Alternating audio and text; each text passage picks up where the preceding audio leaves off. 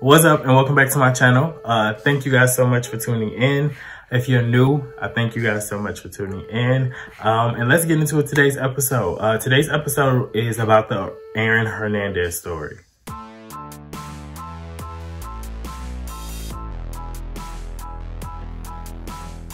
The documentary that came out on Netflix, it was a 3-part, hour-and-a-half long documentary that came out about the tight end of the Patriots, number 81, Aaron Hernandez, if I'm remembering correctly. I don't have my notes or anything with me. I'm just going off the top of my head because I really wanted to talk about this really quick. So over the weekend, me and my mom watched it, and then I rewatched it with my sister just to make sure I kind of got a good feel of it.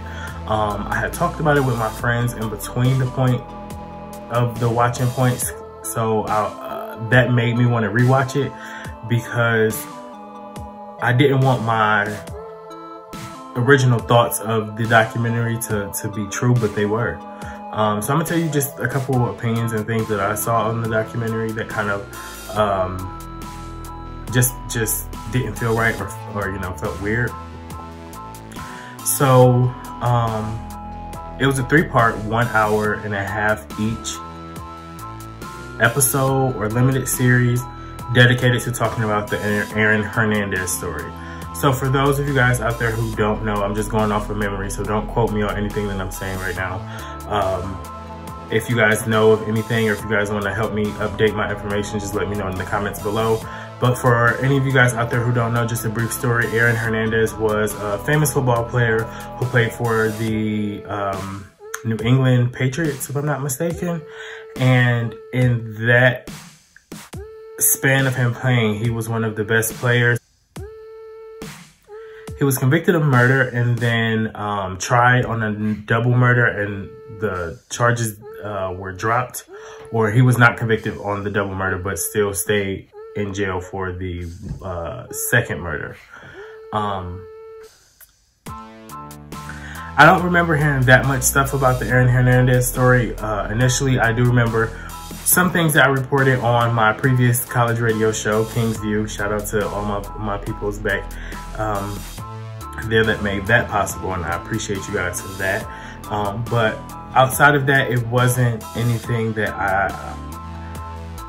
I learned in this documentary that I didn't already know, if that makes sense. So the documentary, basically the flow of it was the first thing that bothered me, or that kind of caught my eye and attention. So when you have a limited series, or you're doing a documentary, or you're telling a story, you want to kind of make the story flow and kind of make it make sense. And I didn't feel like this was. I felt if I could label this into like a category, I wouldn't even call it a documentary. I would call it a smear campaign, because outside of him, you know, of his acts of being convicted of a murderer or being a convicted murderer,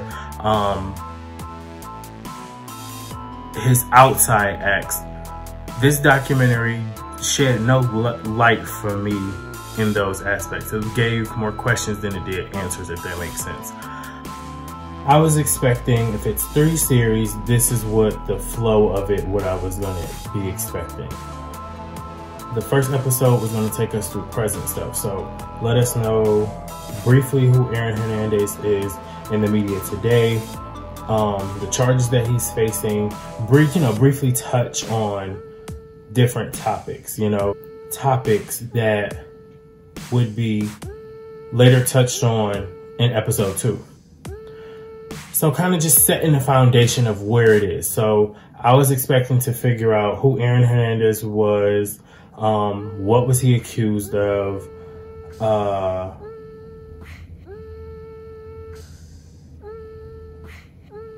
basically what was the evidence against him, you know, really just kind of paint the picture of that. The episode 2, I was expecting for it to be getting into the meat and potatoes of the situation. So given the backstory of him and the victims, given him the story, you know, really painting me the picture of a thought process or anything. Then I was expecting episode 3 to be strictly trial information, taking the evidence that was presented in episode 1 with the backstory presented in episode 2, with the trials for episode 3. That's what I was expecting as someone who really watches documentaries for, you know, educational purposes or just for enjoyment and entertainment. So I was trying to figure out what was the purpose behind it. And it felt more like a smear campaign versus anything, because instead of having that flow, I'm not saying that it had to have the flow that I just mentioned, but to have some type of flow that I could catch on. It was very sporadic and jumped around and talked about a bunch of different things throughout all episodes. And it kind of was like this. The beginning of the episode opened with either childhood trauma, Aaron Hernandez is a great football star, something along those lines. So just his childhood, football legacy, blah, blah, blah. Jump off into him, you know, making a few bad choices or getting some tattoos. Then it jumps into him being gay. Then it jumps back into some more drugs and tattoos and circumstantial evidence. Not saying that I'm justifying or I'm on Aaron Hernandez's side or anything. I'm just saying what I saw. Based on the evidence that this documentary presented, I know for a fact that I would call it circumstantial, because outside of I was the last person to text him, I was the last person to see him, that type of stuff. Those are all circumstantial. You guys don't have a murder weapon. The bullets, as far as that I remember in the documentary, they said that I don't remember them matching the bullet that they found in the car that he returned to the bullet found in the victim, or even shot from the same gun. Like, it was questions that arose that never was answered through the documentary, because they followed what I feel their way of telling the story was to talk about Aaron, to talk about what Aaron could do and who he could be, throw in the fact that he was gay, and then ultimately he killed these people because he was gay. That's kind of what I felt the theme and the story of it was. Outside of just the story, the people that they had speaking in the documentary also was pointless. There was one of the football players that said that he gained a bunch of weight and he did all of these things to become real masculine and very unattractive to hide the fact that he was gay. And outside of those two having that similarity, I don't understand why he was even in the documentary. Like, I just felt like it was so much of a smear campaign. It just kept talking about the same repetitive stuff.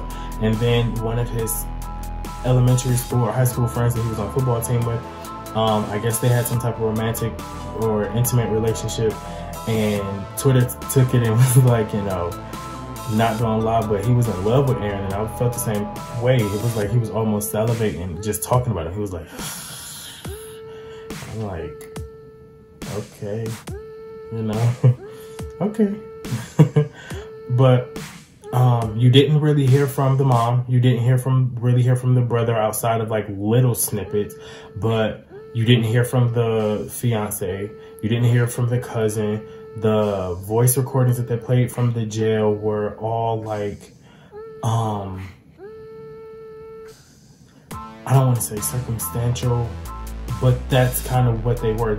You can tell that they were picking pieces of the audio that would tie into what their underlying message was. But that's the world we live in, and I'm trying to change it, y'all. I'm trying to change it. I promise. I'm trying to change it. But outside of that, it really just left a lot of questions. Where was the murder weapon? What led y'all to believe that he was the killer, outside of the fact that he was the last person to see him alive, and the text message said that he was going to pick him up, and that the dude said that he was with NFL, and then that's when the communication stopped. So I get that, but I really need to look at the actual evidence. I'm going to do some research and probably do like a second video to tell you of my findings and what I found of the actual evidence, because I'm pretty sure it's other things out there.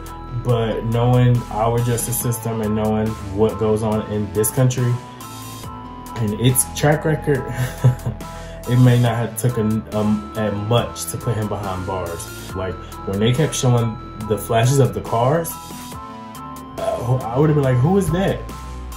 You know, who is that in that car? Because there's no possible way that y'all can tell it's me. So I had watched the documentary, like I said, I watched it twice. So the first time I watched it and it was one piece of evidence that they just kept showing. And I was like, I don't see nothing in this. I don't see nothing, you know, moving in this paint. What are y'all looking at? And my sister was like, you don't see that light up there moving? It was a car off in the distance that they got this surveillance footage from, where it looked like the car was like literally 3 streets over, and like, through like a parking lot. So like 3 lanes over outside of a parking lot that's going up and down the street. You can't see the make, model. You can barely see a car. You just see headlights. I'm just like, how are y'all even saying that that's me? That could be anybody in the world, you know? He did, however, leave. It was the surveillance footage, I think, that they said from his house was something that they relied on heavily, because the amount of time that it would take to get from where the victim's body was found to his house, around about that time, him and his 2 accomplices pulling back up to the house, and it looks like he's carrying a gun. And I'm just like, I don't get what's going on. I just don't get what's going on, because on one hand, if you did do these things, why are you walking around so cavalier and nonchalant as if you can't get caught? Or like that you're not recording yourself, you know? Because I feel like if he had erased that part, they would have never been able to put 2 and 2 together. I don't know, it left me feeling really uneasy. This documentary left me feeling really uneasy. The cousin Tanya, on social media, they said Tanya held it down for her cousin, and I'm right there with you. She held it down, and that's sometimes what you gotta do. And then Shayana, I do feel bad for Shayana and her sister. I think her name was like Shania Jenkins. Her Odin Lloyd was Shania's boyfriend, and Shania and Shayna are sisters. Shayana are sisters, and Aaron and Shayana are together. So it just, this one particular situation caused a rift in their whole life. My heart goes out to the families that was affected. Obviously the Lloyd family. Seeing his mom just break down and cry, it just, you know, it hurt. You can't do nothing but feel for that woman and their family. And then the 2 victims that was in Boston, their whole family showed up to court. They, you know, took up 5 or 6 rows in the courtroom. It just goes to show you that these acts of carelessness don't just affect the one person that you are beefing with or that you got issues with. It's a trickle-down effect. You just don't, you know, take somebody's brother or husband or boyfriend or girlfriend away from them, or sister away from them. You taking somebody's mother, grandmother, you know, sister, cousin away, and you taking that one vital piece of someone's life is gonna kind of disrupt everyone else's life around it. So just kind of take that into consideration. Let me know if you guys want me to do a second video on this, so that way we can like kind of touch bases. I want to hear what y'all think about this. Well, did y'all watch the documentary? How did y'all hear about the whole Aaron Hernandez, you know, phenomenon? Let me know what you think in the comments below. Comment, let me know all that great stuff. I also watched a documentary on, I think it was on Stars, called Unseen. And it was about the serial killer Anthony Sowell that was here in Cleveland. And I remember when that was first coming out, that whole situation. So I might do a video on that, just a review on that, because it was a crazy time here in Cleveland, but you never know. We'll see. Yeah, comment below. I didn't mean for it to get that kind of dark and that low, guys. Let's brighten it up. Let's brighten it up. All right. But thank you guys so much for tuning in. I love you guys from the bottom of my heart. I really, really appreciate it. Again, comment below. Let me know what you guys want to see. How do you guys feel about this video? How you hear about the Aaron Hernandez story, if you guys watched it. Any recommendations for me, and I will see you later. Till next time, holla. In Mychael's corner, in Mychael's corner, in Mychael's corner, in Mychael's corner, you can be who you wanna be.